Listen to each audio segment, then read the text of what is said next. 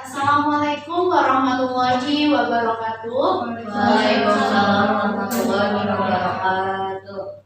Gimana kabar kalian hari ini? Alhamdulillah baik, Ibu. Semangat ya. Kok jawabnya kayak lemes gitu, belum sarapan? Udah, Bu. Coba mana semangat paginya? Selamat pagi semuanya. Pagi, Bu. Nah, gitu dong. Yang namanya masih pagi, ya harus semangat. Kalau nggak semangat, berarti kalian nggak niat buat belajar. Nah, sebelum kita memulai pelajaran, alangkah baiknya kita berdoa terlebih dahulu ya, supaya pembelajaran pada hari ini diberikan kelancaran sampai selesai. Nah, silahkan untuk ketua kelas untuk memimpin doa, Mbak Aulia Septi Ekasari, silahkan. Memulai pembelajaran, alangkah baiknya kita berdoa. Berdoa dulu. Doa selesai. Nah, untuk menumbuhkan rasa cinta tanah air kepada kita, mari kita menyanyikan lagu nasional Indonesia Raya. Silahkan Mbak Septi untuk maju. Kita menyanyikan lagu nasional ya.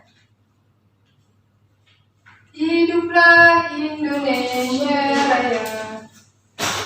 Indonesia tanah airku, tanah tumpah darahku. Di sanalah aku berdiri, jadi pandu ibuku. Indonesia kebangsaanku, bangsa dan tanah airku. Marilah kita berseru, Indonesia bersatu. Hiduplah tanahku, hiduplah negeriku, bangsaku, rakyatku semuanya. Bangunlah jiwanya, bangunlah badannya untuk Indonesia Raya. Indonesia Raya, merdeka, merdeka, tanahku, negeriku yang ku cinta. Indonesia Raya, merdeka, merdeka, hiduplah Indonesia Raya. Indonesia Raya, merdeka, merdeka, tanahku, negeriku yang ku cinta. Indonesia Raya, merdeka, merdeka, hiduplah Indonesia Raya. Baik, terima kasih Mbak Selvi yang udah memimpin lagu Indonesia Raya ya. Nah, sebelum masuk ke pembelajaran, hari ini kita akan belajar tentang unsur-unsur pembangun puisi. Nah, sebelumnya Ibu pengen tanya nih sama kalian semua. Kalian pernah membuat puisi? Pernah. Kira-kira puisi yang pernah kalian buat mayoritas bertemakan apa? Cinta. Mbak Denis pernah membuat puisi bertemakan apa? Pendidikan. Sudah berapa karya yang Mbak Denis buat? Mungkin 5 ada. 5. Hebat sekali ya. Untuk Mbak Aulia Septi pernah membuat puisi bertemakan apa? Alam. Mbak Septi suka dengan alam? Suka banget. Berarti suka mendaki ya? Iya. Seperti itu. Kira-kira udah pernah membuat berapa karya ini?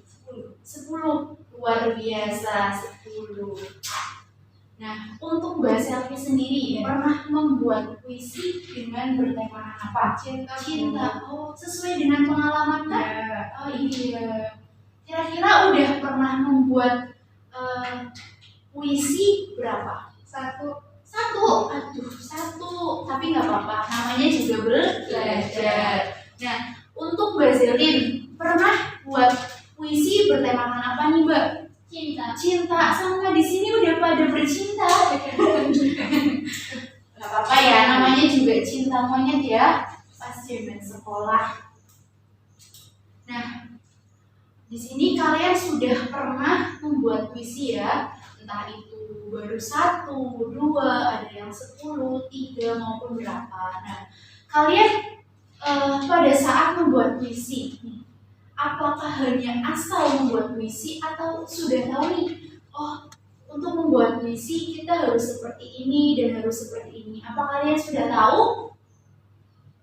Belum. Nah, maka dari itu hari ini kita akan belajar tentang unsur-unsur pembangun puisi. Bu, unsur-unsur pembangun puisi itu apa sih? Nah, unsur-unsur pembangun puisi. Nah, yang namanya pembangun berarti bagaimana cara kita untuk membuat sesuatu itu menjadi bagus. Nah, seperti kayak kita membuat rumah, ya kan? Berarti kita perlu adanya alat-alat atau bahan pembantu supaya bangunan itu menjadi kokoh, bangunan itu menjadi bagus, ya kan? Nah, begitupun puisi. Nah, dalam kita membuat puisi, kita juga perlu yang namanya unsur-unsur pembangun puisi. Ya. Selanjutnya, dalam unsur-unsur pembangun puisi yang akan kita pelajari, kompetensi dasar yang akan kita tempuh, yang pertama yaitu ada KD.8, mengidentifikasi unsur-unsur pembangun puisi yang diperdengarkan dan dibaca. Nah, yang kedua ada KD.4.8, menyajikan sebuah gagasan, perasaan, dan sebuah pendapat dalam bentuk teks puisi secara lisan maupun tulis dengan memperhatikan setiap unsur-unsur pembangun puisinya.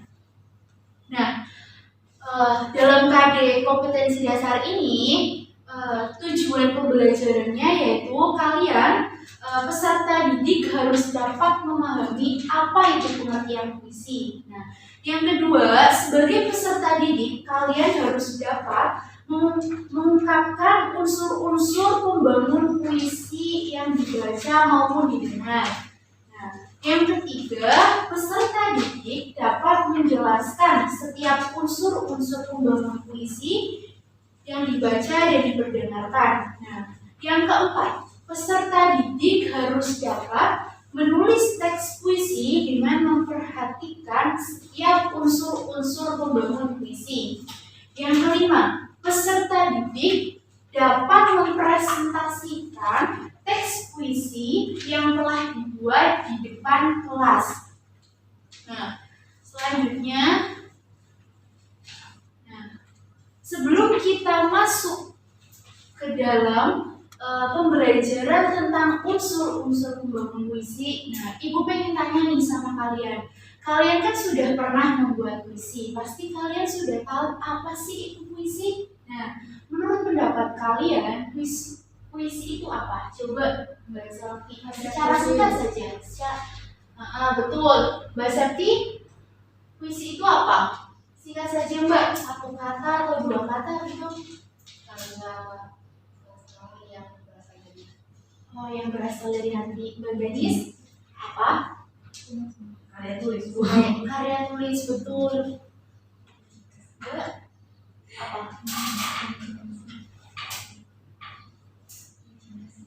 Nah, iya, betul. Nah, semuanya betul. Nah, untuk lebih jelasnya, Ibu akan menjelaskan tentang pengertian puisi terlebih dahulu. Nah, pengertian dari puisi.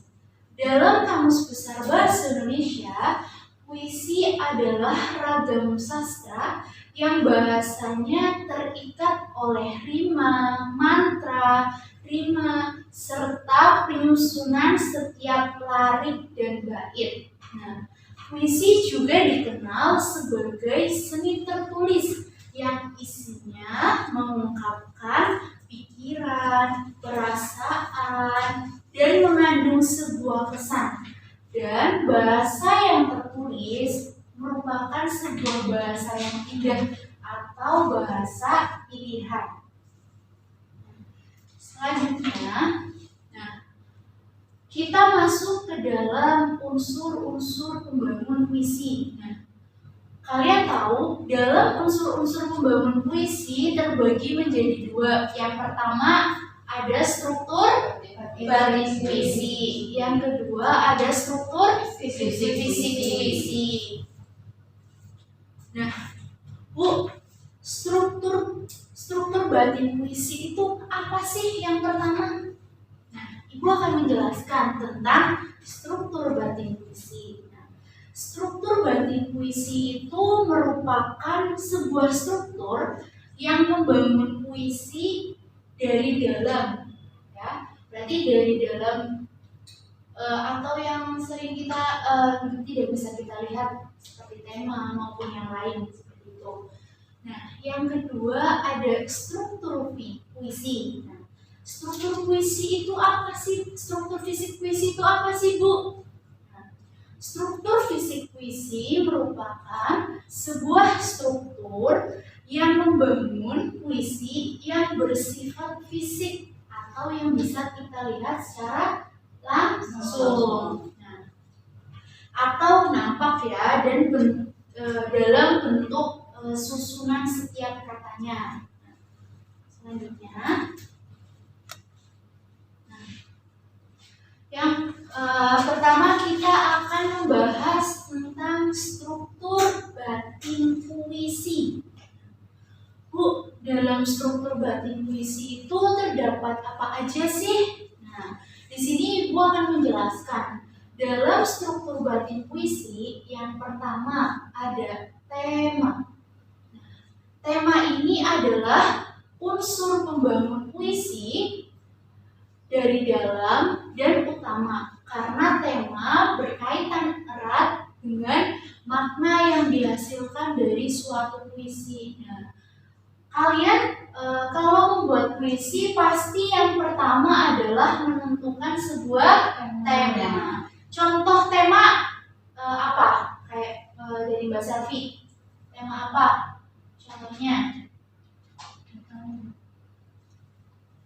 Mbak Selvi sudah pernah membuat puisi kan? Nah, temanya apa waktu itu? Cinta. Nah, itu adalah tema. Berarti tema yang dipilih Mbak Selvi adalah tema cinta. Jadi puisi yang akan dibuat oleh Mbak Selvi berarti itu tentang cinta yang dialami oleh Mbak Selvi sendiri ya, Mbak? Iya. Nah, yang kedua adalah rasa. Rasa adalah sebuah sikap penyair terhadap tokoh permasalahan yang terdapat dalam puisinya. Jadi rasa itu adalah semisalkan nih si penyair itu sedang merasakan sedih, penyair itu sedang merasakan bahagia. Nah, itu akan mempengaruhi puisi yang dibuatnya. Contohnya Mbak Septi membuat sebuah puisi tentang jalan-jalan, berarti sebuah rasa yang ditimbulkan adalah rasa bahagia. Gak mungkin Mbak Septi jalan-jalan tapi rasanya sedih, itu gak mungkin ya, Mbak. Betul sekali. Nah, yang ketiga ada nada. Nada dalam puisi yaitu sebuah sikap bagaimana puisi itu dibacakan. Nah, semisal nih, Baganis membacakan puisi A dengan nada seperti ini karena bertemakan misal sedih. Nah, dan Mbak Sakti membacakan puisi B dengan sebuah rasa, dengan sebuah nada yang karena puisi itu bahagia, jadi membawakannya pasti ceria ya kan, nadanya nggak mungkin ada sedih nangis, itu nggak mungkin karena nggak cocok dengan puisinya ya, Mbak. Nah, yang keempat ada amanat.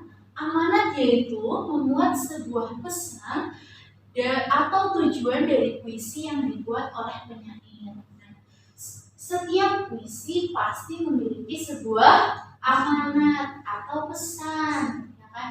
Pasti kalian kalau membuat puisi ada nih contoh bertemakan cinta. Pasti ada amanatnya kan, Mbak? Untuk tidak mengenal dia lagi ataupun untuk lebih hati-hati dalam memilih seseorang ya, Mbak. Selfie. Selanjutnya, nah, ada struktur fisik puisi. Nah, Bu, struktur fisik puisi itu apa sih? Nah, di sini Ibu akan menjelaskan tentang struktur fisik terlebih dahulu. Struktur fisik puisi merupakan struktur pembangun puisi yang bersifatkan fisik atau yang dapat kita lihat, nah, atau nampak. Nah, dalam bentuk susunan katanya maupun susunan barisnya, ya kan? Nah, Bu, dalam struktur fisik puisi itu ada apa aja sih? Yang pertama ada tipografi. Ada yang tahu tipografi? Untuk sebuah puisi. Pinter Mbak Aulia Septi Ekasari ini.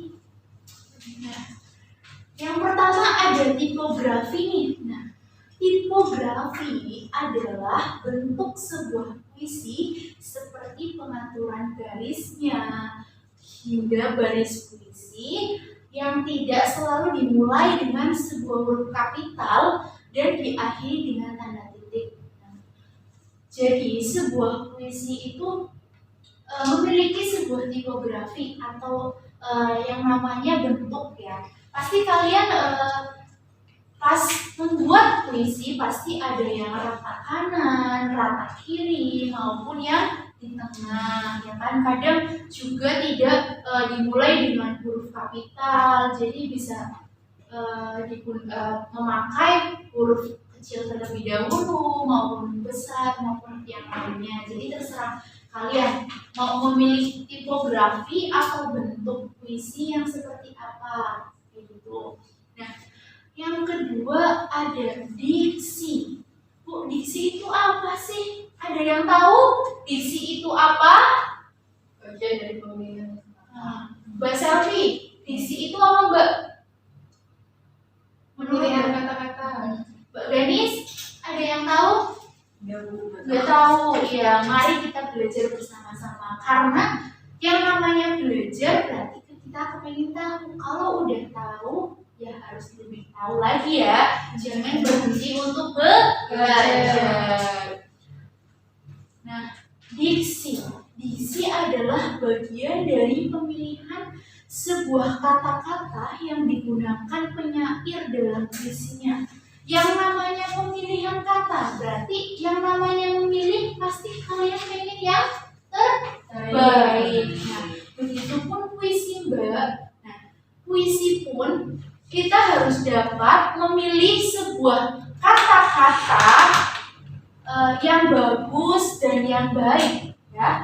Jadi puisi yang dihasilkan pasti memperoleh sebuah puisi yang bagus dan baik. Silahkan Mbak Ella, kenapa terlambat ya hari ini? Maaf Ibu, macet tadi di jalan. Ya, monggo, nggak apa-apa. Oke, terima kasih. Silahkan. Tapi lain kali jangan terlambat ya Mbak. Ya, siap Ibu. Hari ini saya maklumi nggak apa-apa, karena baru satu kali. Tapi lain kali saya tidak akan menerima alasan apapun ya Mbak. Oke, sudah. Nah, baik, mari kita lanjutkan.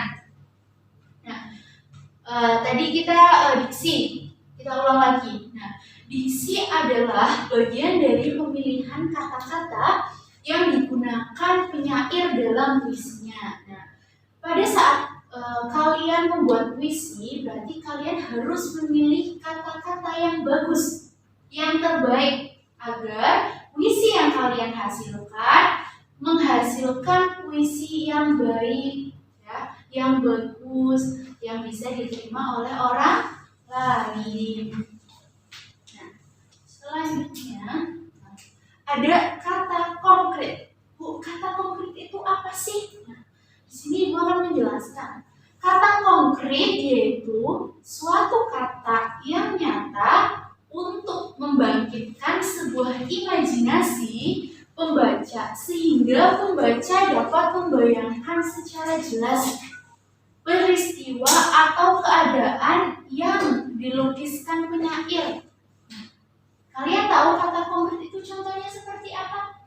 Yang bisa kalian rasakan, contohnya kulit saya tergores oleh batu itu. Nah, seakan-akan kalian merasakan kan apa yang di puisi yang telah kalian baca. Oh, berarti ini kulit itu tergores, berarti rasanya bagaimana kayak gitu. Jadi itu kan sebuah rasa yang nyata yang bisa kalian rasakan. Nah, yang keempat ada imaji.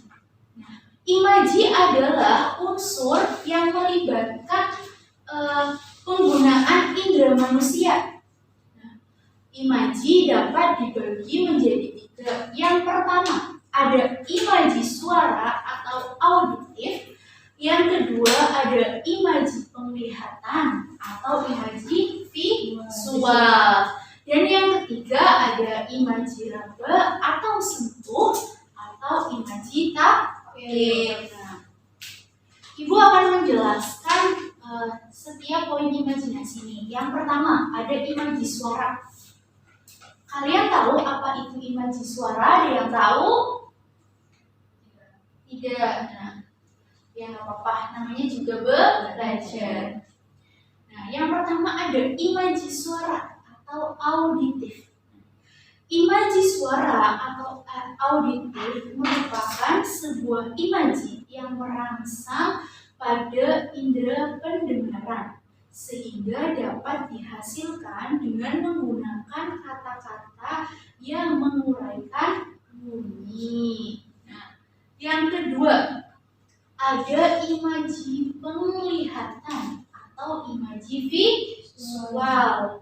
Nah, imaji penglihatan atau imaji visual itu merupakan imaji yang mampu memberikan sebuah rangsangan kepada indera penglihatan kalian atau pada saat kita membaca seperti itu.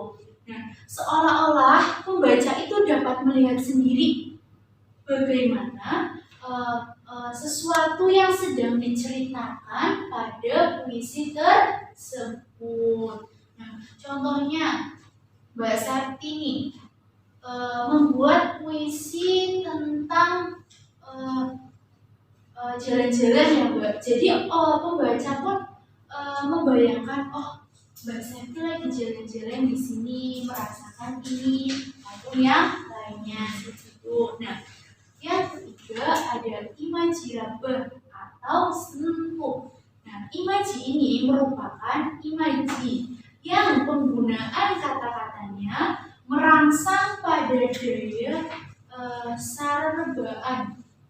Nah, sehingga puisi dapat membaca dapat membayangkan seakan-akan bersentuhan dengan hal yang dibicarakan. Nah, contohnya seperti tadi, kulitku tergores oleh batu itu. Berarti kalian bisa merasakan kan bagaimana rasanya tergores oleh batu itu. Seperti itu, entah itu kalian merasakan sakit, merasakan apa, ya kan? Seperti itu.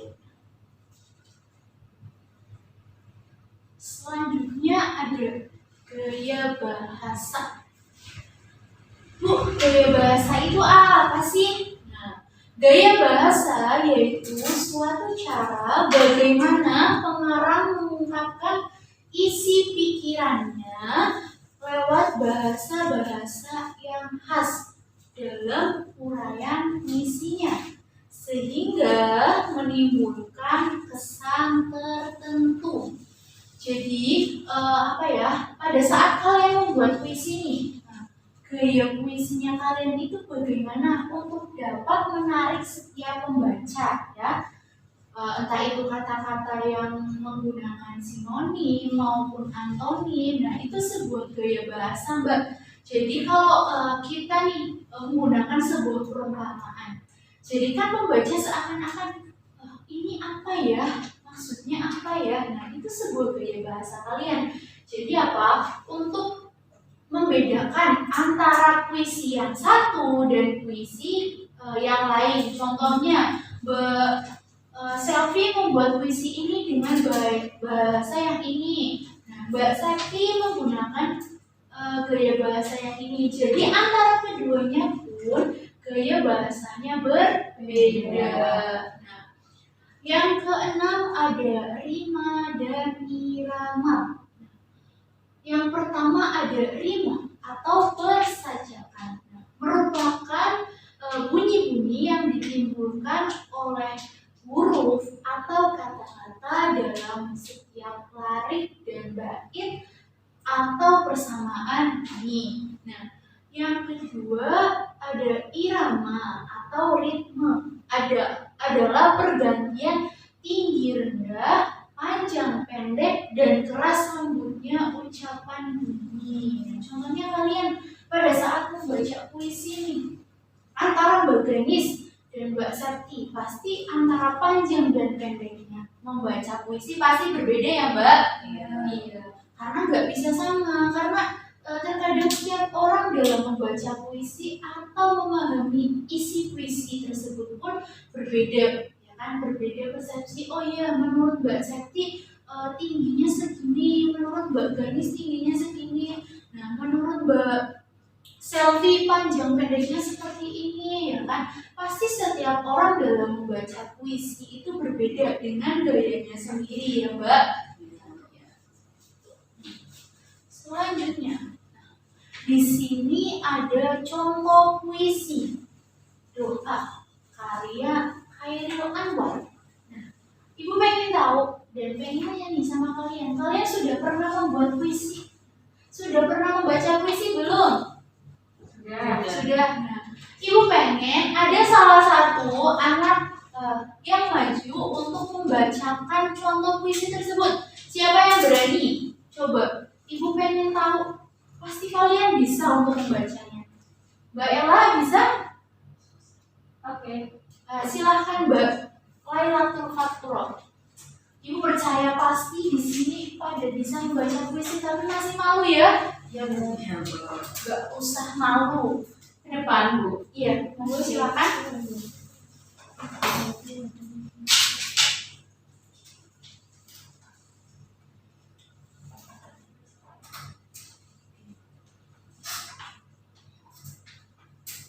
Silakan. Puisi doa karya Khairil Anwar. Tuhanku, dalam termamu, aku masih menyebut namamu.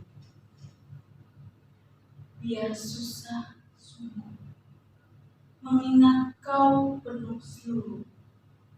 Cahayamu panas suci, tinggal kelip-lilin di dalam sumur. Tuhanku, aku hilang bentuk remuk. Tuhanku, aku mengembara di negara asing.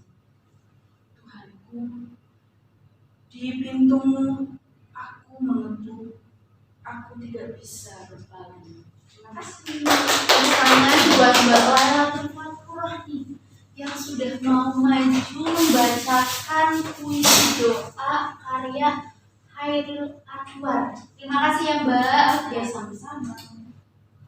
Tenang aja, dapat nilai bonus dari saya. Untuk yang lain nih harus bisa, ya, harus memberanikan diri untuk maju. Entah itu salah, entah itu benar. Nah, tidak apa-apa. Kalian harus bangga kepada diri kalian sendiri. Harus bangga pada kompetensi yang ada pada diri kalian sendiri. Jangan minder. Saya baca puisinya gak bagus Bu. Saya masih terbata-bata Bu. Saya malu Bu. Takut gak bagus, takut ditertawakan oleh teman-teman. Nah, jangan seperti itu Mbak. Yang namanya setiap orang memiliki kompetensi yang berbeda-beda. Kalian mempunyai kemampuan yang berbeda-beda. Kepintaran pun tidak dinilai dari besar kecilnya nilai matematika kalian. Ya. Kalian harus percaya itu.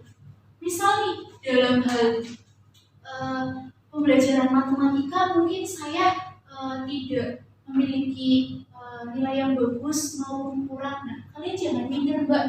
Nah, Mungkin kemampuan kalian di bidang lain maupun di bidang keterampilan, ya kan, di bidang sastra, baik membuat puisi, menulis pidato, membaca pidato, ya kan, seperti itu.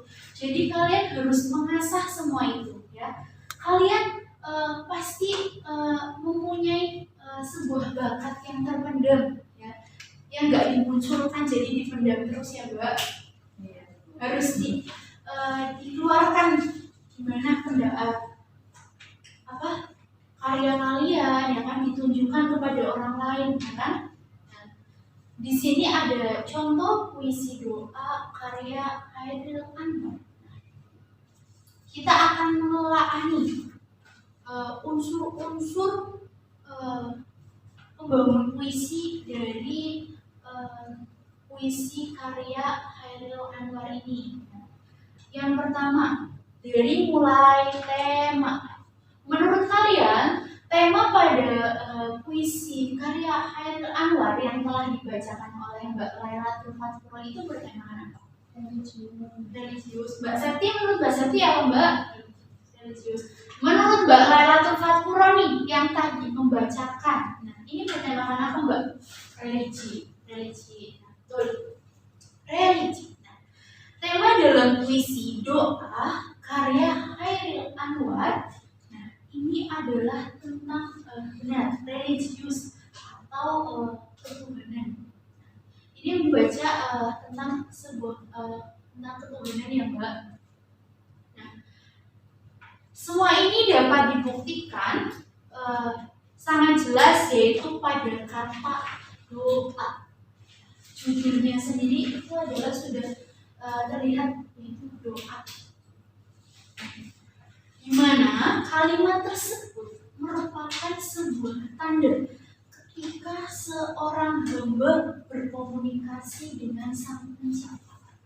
Ya, pasti kalian saat berkomunikasi menceritakan keluh kesah kalian maupun bercerita hari ini saya seperti ini. Ketika orang lain tidak dapat mendengarkan, tidak dapat mengerti, ya, kepada siapa lagi kalau tidak kepada Tuhan. Dengan cara berkomunikasi itu yang sering kita sebut dengan doa. Dimana penggunaan kata lain nih selain doa untuk meyakinkan bahwa puisi ini bertemakan religius maupun ketuhanan pada kata Tuhanku, ya, kata namamu. Ini yang dimasukkan adalah kepada Sang Pencipta. Yang kedua, kita menelaah unsur batin puisi, ya.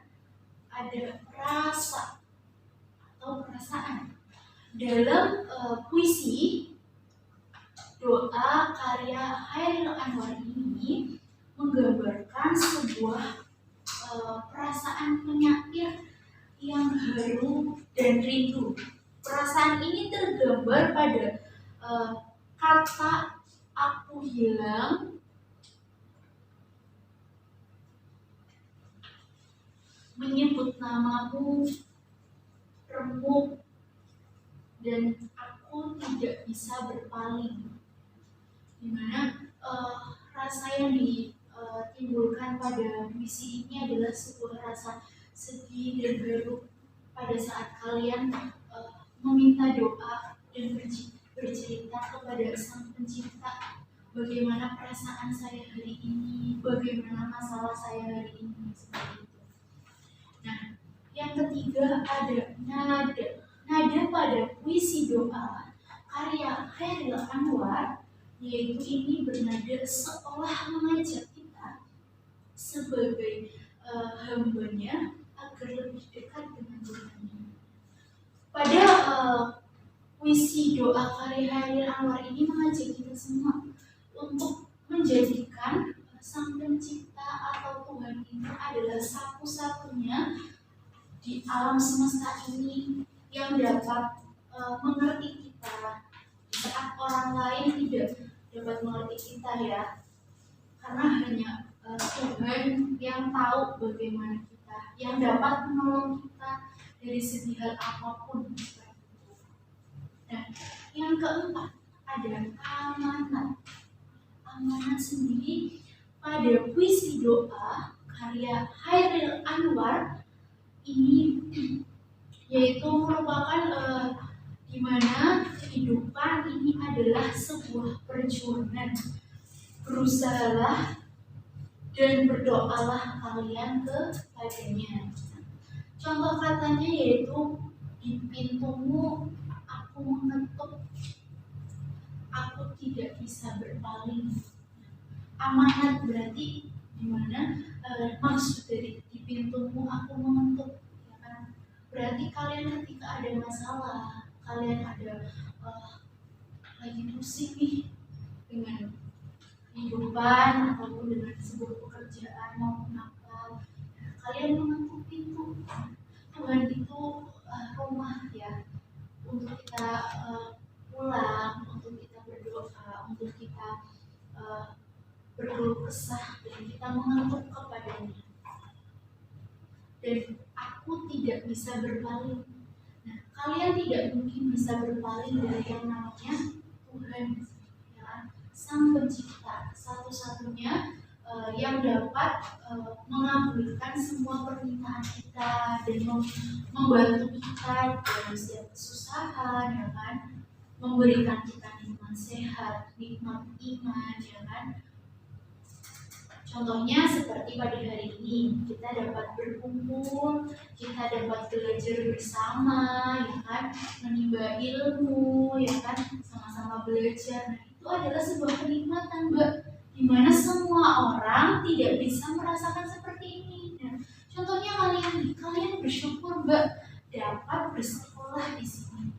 Masih banyak anak-anak yang lain yang di luar sana yang pengen sekolah tapi biaya tidak ada, kan? Makanya kalian bersyukur ada di sini, ya, di mana orang tua kalian diberikan kemampuan untuk dapat menyekolahkan kalian, ya kan? Kalian harus bersekolah dengan bersungguh-sungguh karena kalian merupakan adalah sebuah harapan besar nih dari kedua orang tua kalian. Karena kalau orang tua kalian sudah tua, ya kan, sudah renta, mau sama siapa kalau tidak sama kalian? Nah, mereka menyekolahkan kalian karena apa? Karena mereka ingin kalian pintar, ya, kalian dapat menjadi orang sukses. Karena orang tua bangga melihat orang anaknya pintar, mau sekolah, ya, yang benar seperti itu. Jadi kalian harus menggunakan kesempatan ini dengan sebaik-baiknya, Mbak, ya, karena ini juga demi masa depan kalian. Kalau kalian nggak mau belajar, nggak mau apa, pasti nanti anaknya kalian seperti itu. Mau? Tidak kan? Tidak. Nah, makanya kalian harus bersyukur, ya, mempunyai orang tua yang masih bisa menyekolahkan kalian, kan? Karena sebagai orang tua hanya bisa membekali ilmu, ya. Yang namanya ilmu gak akan habis, Mbak, dan gak ada yang percuma. Jangan bilang, wah, aku wis pintar, ya, nah, terus gak mau sekolah, itu salah. Ya, walaupun udah pintar, ya, kita harus belajar dan belajar. Yang namanya belajar gak ada yang sia-sia, pasti bermanfaat bagi kehidupan dan orang lain. Nah, selanjutnya ada kita menelaah unsur fisik puisi. Tadi unsur fisik puisi apa, ya? Ada yang masih ingat tadi yang saya jelaskan? Unsur fisik puisi merupakan sebuah unsur yang dapat dirasakan atau yang dapat kita lihat secara langsung. Iya, kita semua ya di sini, ya. Ingat ya, Mbak. Makanya makan minum susu sama banyak makan telur asin, ya, biar daya ingatnya kuat, pinter. Yang pertama nih, unsur fisik puisi. Yang pertama ada tipografi atau bentuk penulisan puisi. Nah, bentuk penulisan puisi dari doa karya Chairil Anwar ini yang pertama yaitu tipografi. Tipografinya apa nih, Mbak? Pada puisi ini? Ada yang tahu? Ada. Nah, pada puisi karya Chairil Anwar ini terbagi menjadi 2 bait. Tapi ini penulisannya kurang spasi, jadi enggak ada baitnya. Tapi yang benar itu 2 bait pada puisi ini, dan masing-masing baitnya terdiri atas 7 barit ya, Mbak. Dan ada yang terdiri dari 1 kata seperti remuk, Tuhanku. Dan yang selanjutnya ada diksi. Diksi itu apa ya, Mbak? Pemilihan kata. Iya, pinter sekali Mbak Aulia Septi Ekasari. Nah, dapat poin nanti ya, Mbak. Nah, diksi atau pemilihan kata nih dalam puisi doa karya Chairil Anwar. Nah, dalam puisi ini juga berkaitan dengan makna konotatif dan makna denotatif. Pada puisi Chairil Anwar ini menggunakan kata cayamu. Ini merupakan diksi, Mbak, atau pemilihan kata. Kan bagaimana nih untuk membedakan antara puisi yang satu dan puisi yang 2, ya kan, antara penyair yang satu dan penyair yang lain. Nah, ini Pak terletak pada sebuah diksi atau pemilihan setiap kata. Contohnya cayamu. Mungkin hanya pada puisi karya Chairil Anwar saja, Mbak, yang memiliki sebuah diksi di mana ya cayamu. Pasti orang bertanya-tanya, kenapa cayamu? Ya kan? Kenapa harus cayamu? Yang artinya apa cayamu itu? Menurut kalian nih, cayamu itu dalam puisi doa karya Chairil Anwar ini apa artinya? Cayamu. Ada yang tahu? Cayamu ini berarti cahaya. Cayamu itu adalah cahaya, Mbak, dalam puisi karya Chairil Anwar. Atau yang bersinonim, cahaya itu apa? Sinarnya. Sinar ya.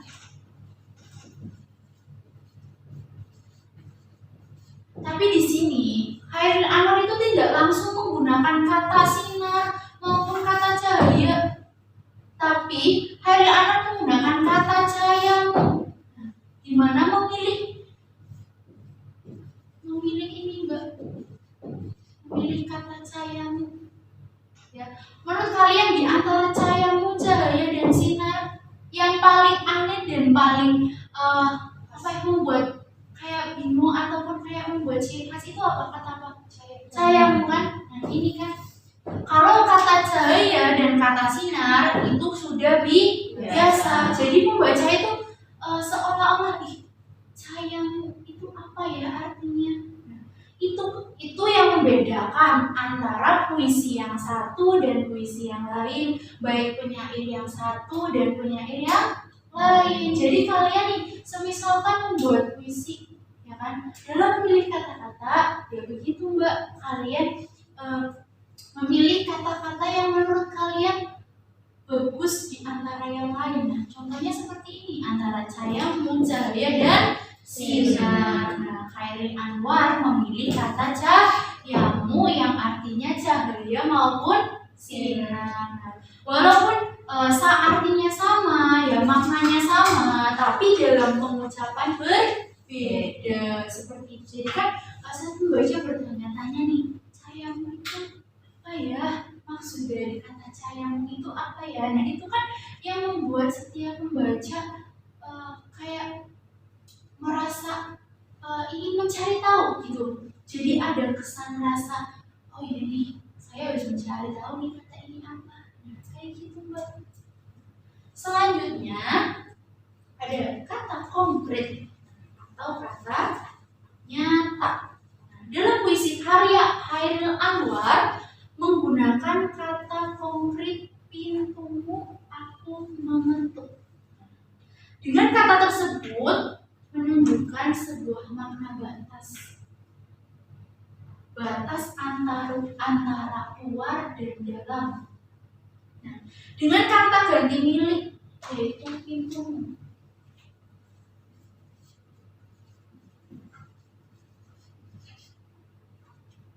Yang merujuk kepada Tuhan.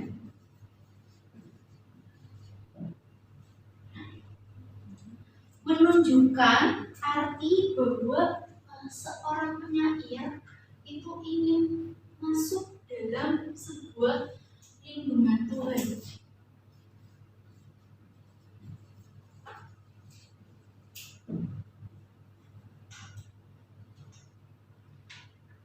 Tetapi untuk dapat masuk dalam rumah atau masuk ke dalam sebuah lindungan Tuhan, kalian harus tadi ada sebelahnya kata aku mengetuk ya Mbak.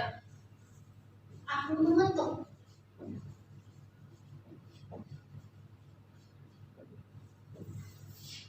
Di pintumu aku mengetuk. Sebelum kalian masuk pada rumah pun, entah pada rumah teman maupun kepada rumah kalian sendiri, pasti kalian punya aturan yang namanya mengetuk, Mbak. Ya, mengetuk dengan mengucapkan sebuah salam. Begitupun kalian, ya, kalian ingin berdoa kepada Tuhan, kalian harus dapat mengetuk pintunya dulu. Gak asal langsung seorang masuk, gak asal Mbak. Semuanya ada aturan. Nah, baik. Contohnya seperti pada puisi ini. Pintumu ini merujuk kepada Tuhan.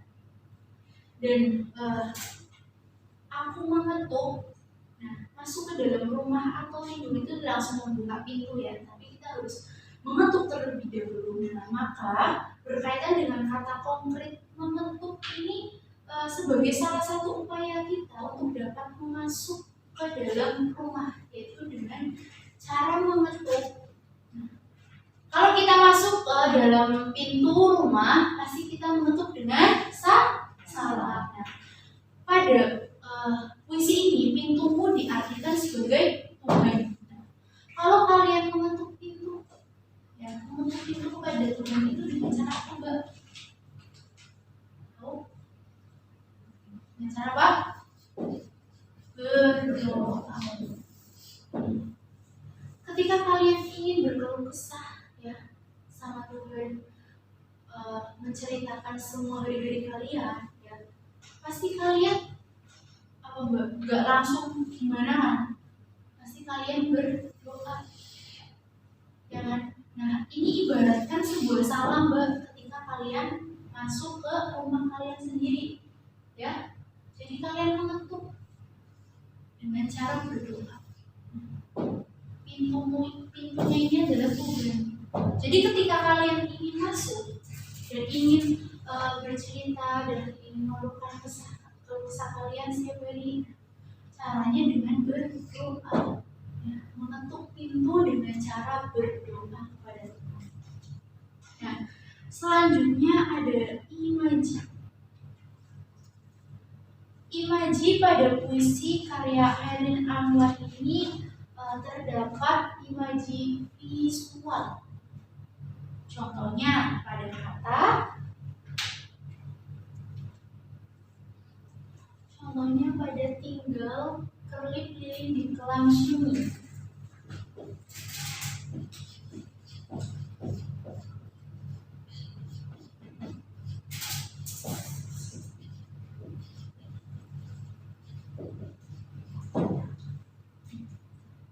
Contohnya tinggal kerlip di lilin sunyi. Ini merupakan imaji visual yang terdapat dalam puisi karya Herlin Anwar.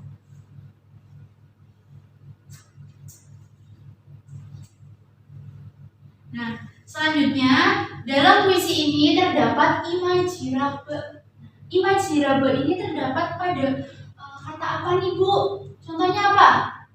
Imaji raba menurut kalian? Pada kata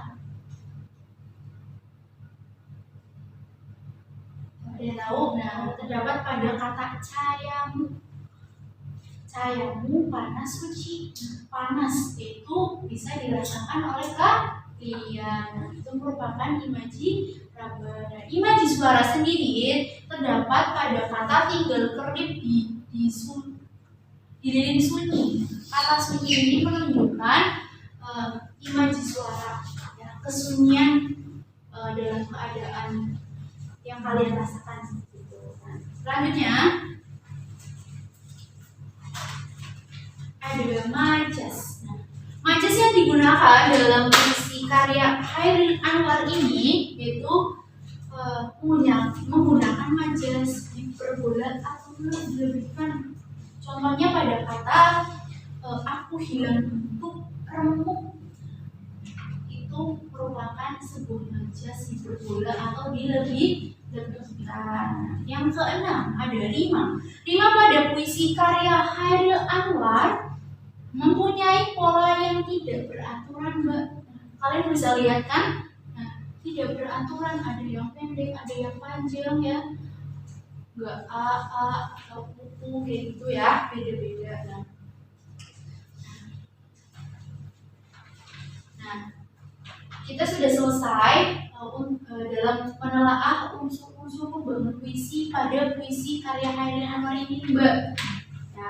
Nah, sebelumnya ada yang mau ditanyakan apa yang sudah saya jelaskan?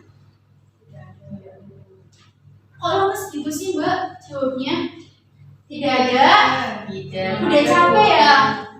Udah pengen istirahat? Iya, Bu. Bentar lagi nih bel kok. Bentar lagi ya. Nah, setelah apa yang saya jelaskan, saya ingin kalian mencoba untuk mengerjakan soal yang nanti akan saya berikan. Yaitu nanti kalian menelaah unsur-unsur pembangun puisi dalam sebuah puisi karya Chairil Anwar. Ya, sama Mbak, tapi beda judul.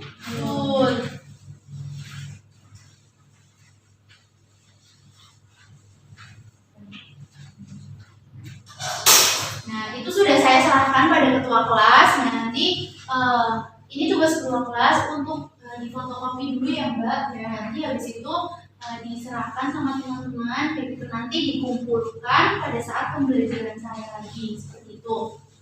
Nah, mungkin itu saja ya yang dapat saya sampaikan pada hari ini dalam pembelajaran unsur-unsur pembangun puisi. Semoga apa yang saya jelaskan, ya, apa yang saya tadi menjelaskan ke kalian semoga bermanfaat dan kalian bisa memahami setiap isi yang saya jelaskan seperti itu. Nah, tetap semangat dan jangan menyerah. Dan tadi pesan saya, jangan pernah malu dengan diri kalian sendiri, ya. Tapi kalian harus bangga kepada diri kalian sendiri, ya.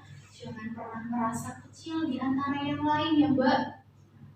Mungkin itu saja ya yang dapat saya sampaikan, kurang lebihnya mohon maaf.